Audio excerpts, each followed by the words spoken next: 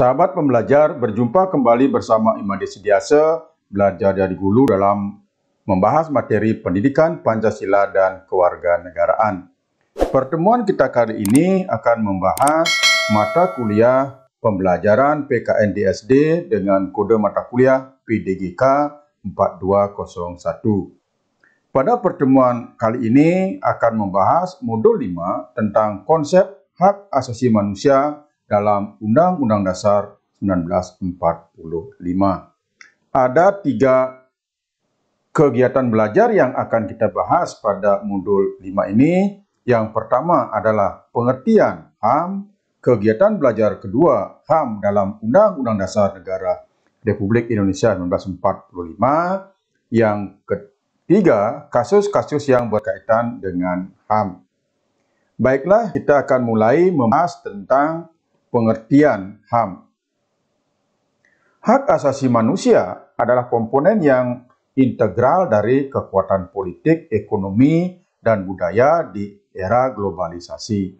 Perlindungan hak asasi manusia tidak lagi dipandang sebagai isu nasional, tetapi juga lingkup global. Nah, penegakan hak asasi manusia sangat tergantung seberapa berkualitas demokrasi yang dijalankan oleh suatu negara. Nah, sekarang kita akan membicarakan tentang makna atau pengertian daripada hak asasi manusia. Hak asasi manusia itu adalah seperangkat hak yang melekat pada hakikat keberadaan manusia sebagai makhluk Tuhan yang Maha Esa dan merupakan anugerahnya yang wajib dihormati, dijunjung tinggi dan dilindungi oleh negara, hukum, pemerintah, dan setiap orang demi kehormatan serta perlindungan harkat dan martabat manusia. Jadi hal ini sesuai dengan rumusan pengertian HAM menurut Undang-Undang Nomor 39 Tahun 1999. Hak asasi manusia memiliki ciri khusus dibandingkan dengan hak-hak lain yang dimiliki oleh manusia. Nah, apa saja ciri khusus daripada HAM? Yaitu yang pertama adalah kodrati, yang kedua hakiki, universal, tidak dapat dicabut dan tidak dapat dibagi. Baiklah, kita akan mulai membahas tentang kodrat. Yang dimaksud dengan ciri khas daripada hak asasi manusia kodrat, artinya bahwa hak asasi manusia itu adalah pemberian Tuhan yang Maha Esa kepada setiap manusia agar hidupnya terhormat. Kemudian yang kedua adalah hakiki. Hakiki artinya bahwa hak asasi manusia adalah hak asasi yang melekat pada setiap manusia tanpa melihat latar belakang kehidupan dan status sosialnya. Yang ketiga adalah universal. Universal maksudnya bahwa hak asasi manusia itu tidak membeda-bedakan manusia yang satu dengan manusia yang lainnya. Kemudian yang keempat adalah tidak dapat dibagi. Artinya bahwa hak asasi manusia dalam keadaan bagaimanapun, hak asasi manusia setiap orang itu tetap ada. Kemudian yang terakhir adalah tidak dapat dibagi. Artinya hak asasi manusia tidak dapat diwakili atau diwakilkan ataupun diambil alihkan kepada orang lain. Nah, sekarang kita bicarakan tentang nilai-nilai dasar HAM. Yang pertama, nilai dasarnya adalah kebebasan atau kemerdekaan. Maksudnya bahwa manusia dilahirkan dalam keadaan merdeka. Oleh karena itu, maka menjadi harapan setiap manusia dalam menjalani kehidupannya dalam keadaan yang merdeka, dalam negara, di tempat tinggalnya, kemudian keluarga, bergerak, pekerjaan, mengumumkan pendapat, dan memberikan informasi.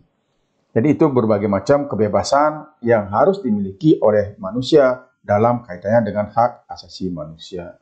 Nah, kemudian nilai dasar yang kedua adalah kemanusiaan atau perdamaian. Artinya bahwa manusia dalam menjalankan kehidupannya sangat mendambakan ketentraman, terjaminnya keamanan, dan senantiasa harus berada dalam situasi yang damai dalam kehidupannya.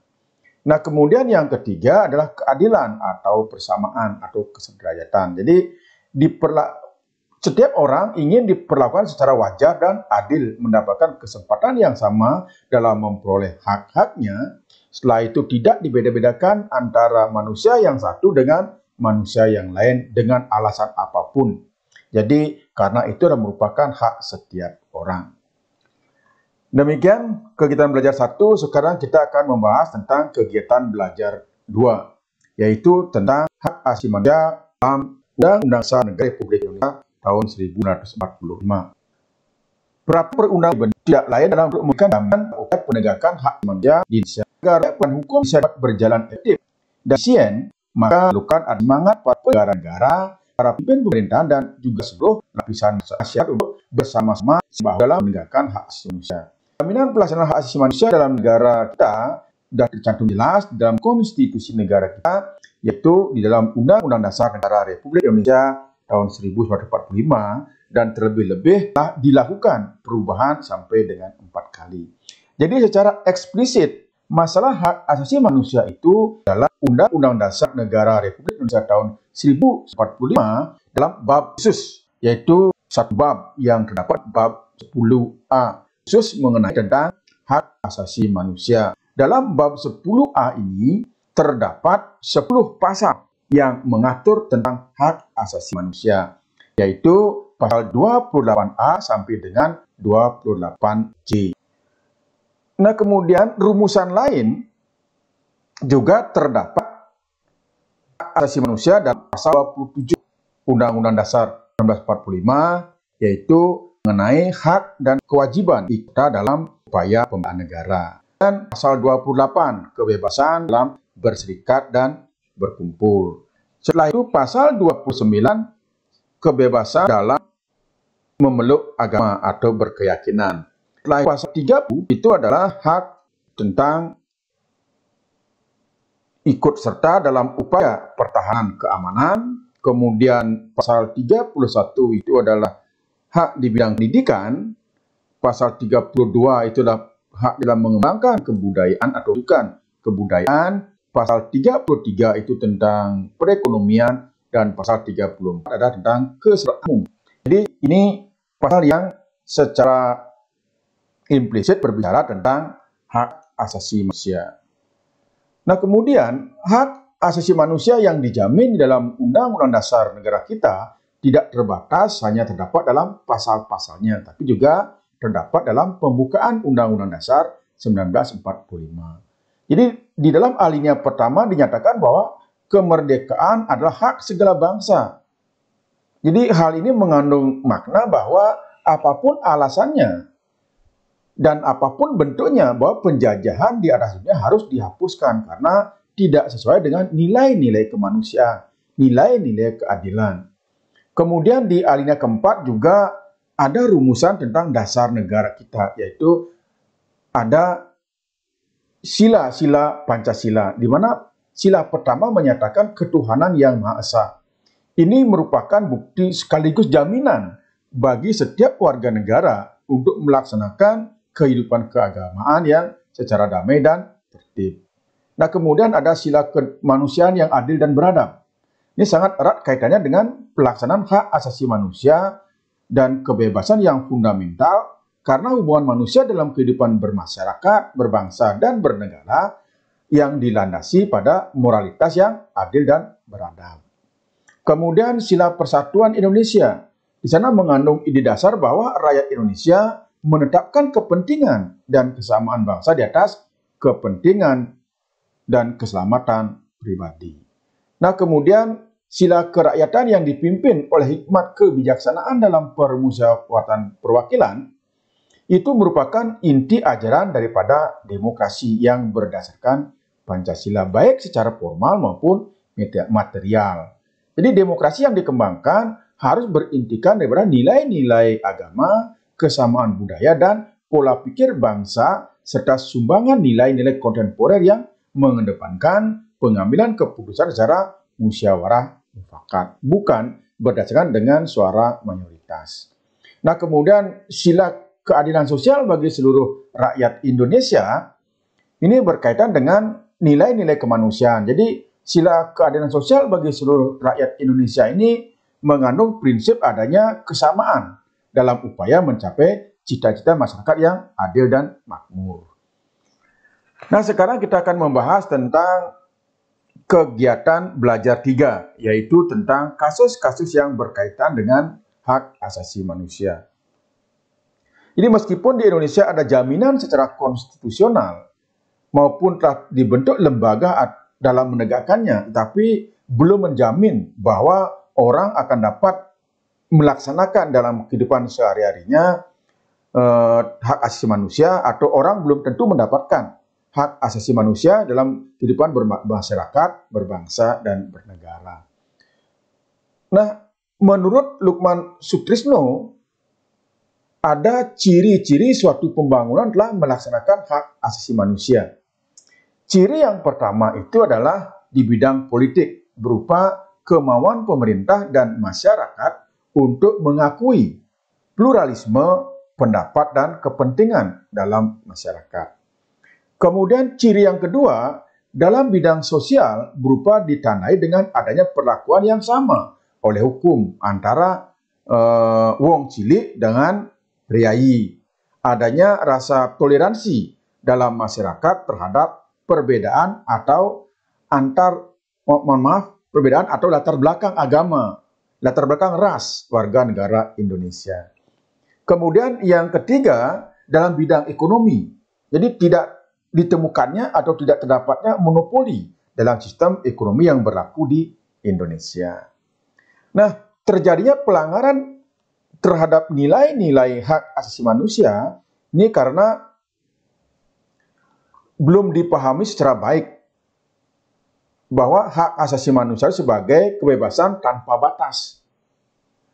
Padahal ini yang paling hakiki adalah mengangkat harkat dan martabat manusia sebagai makhluk yang mulia dalam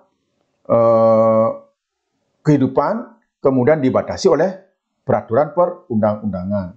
Nah, untuk melakukan tanggung jawabnya, pemerintah terutama yang berkaitan dengan upaya penegakan HAM, maka dibentuklah Komisi Nasional Hak Asasi Manusia dengan keluarnya keputusan Presiden nomor 50 tahun 93.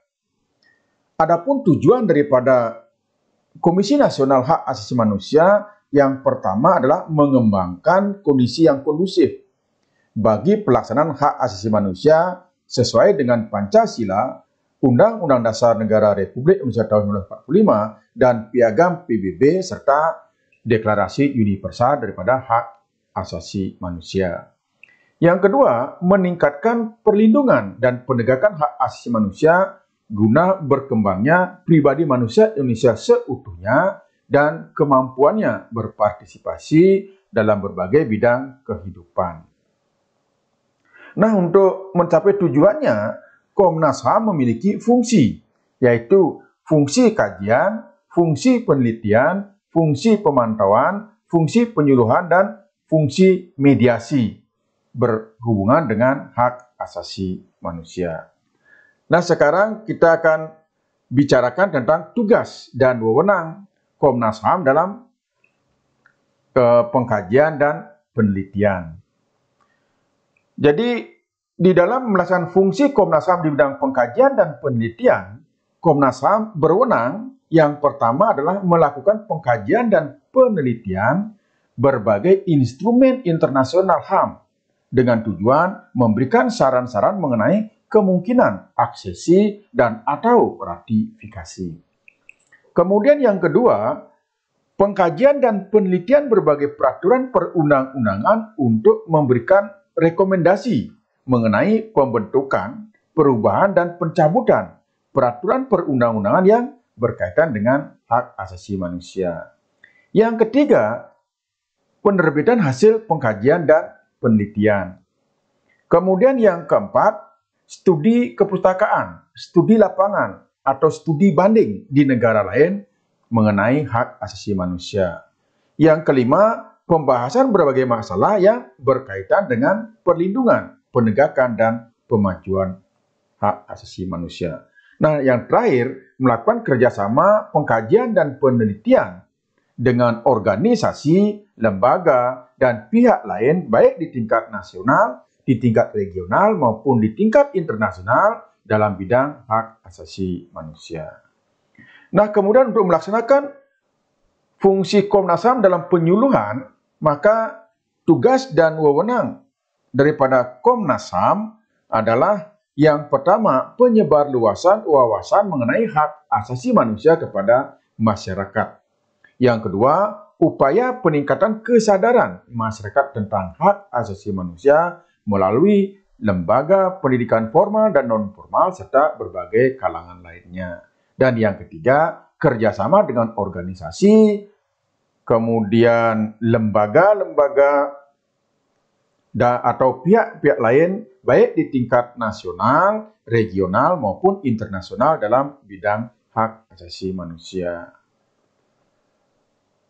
Nah, kemudian kita akan bicarakan tentang wewenang, tugas dan wewenang Komnas HAM yang berkaitan dengan fungsi Komnas HAM dalam pemantauan. Yang pertama adalah melakukan pengamatan pelaksanaan hak asasi manusia dan penyusunan laporan hasil pengamatan tersebut. Yang kedua, penyelidikan dan pemeriksaan terhadap peristiwa yang timbul dalam masyarakat yang berdasarkan sifat atau lingkungannya patut diduga terdapat pelanggaran hak asasi manusia. Yang ketiga, pemanggilan kepada pihak pengadu atau korban maupun pihak yang diadukan untuk dimintai dan didengar keterangannya. Yang keempat, pemanggilan saksi untuk dimintai dan didengar kesaksiannya dan kepada saksi pengadu dimintai penyerahan bukti yang diperlukan. Yang kelima, pemantauan di tempat kejadian dan tempat lainnya yang dianggap perlu. Yang keenam, pemanggilan terhadap pihak terkait untuk memberikan keterangan secara tertulis atau menyerahkan dokumen yang diperlukan sesuai dengan persetujuan ketua pengadilan. Yang ketujuh, pemeriksaan setempat terhadap rumah, pekarangan, atau tempat-tempat lainnya yang diduduki atau dimiliki pihak tertentu dengan persetujuan ketua pengadilan. Yang terakhir, pemberian pendapat berdasarkan persetujuan ketua pengadilan terhadap perkara tertentu yang sedang dalam proses pengadilan, bila mana dalam perkara tersebut terdapat pelanggaran hak asasi manusia dalam masalah politik dan cara pemeriksaan oleh pengadilan yang kemudian pendapat Komnas HAM wajib diberitahu oleh hakim kepada para pihak. Nah, kemudian kita bicarakan tentang Komnas HAM dalam melakukan fungsi mediasi memiliki tugas dan wewenang. Yang pertama itu adalah melakukan perdamaian kepada kedua belah pihak yang bermasalah. Yang kedua, menyelesaikan masalah secara konsultasi maupun negosiasi. Yang ketiga, memberi saran kepada pihak yang bermasalah untuk menyelesaikan sengketanya di pengadilan. Setelah itulah menyampaikan rekomendasi atas suatu kasus pelanggaran hak asasi manusia kepada pemerintah dan Dewan Perwakilan Rakyat untuk ditindaklanjuti. Baik, demikian yang bisa saya sampaikan, sahabat pembelajar, untuk materi modul 5 tentang hak asasi manusia dalam Undang-Undang Dasar Negara Republik Indonesia tahun 1945. Sampai berjumpa kembali pada modul berikutnya.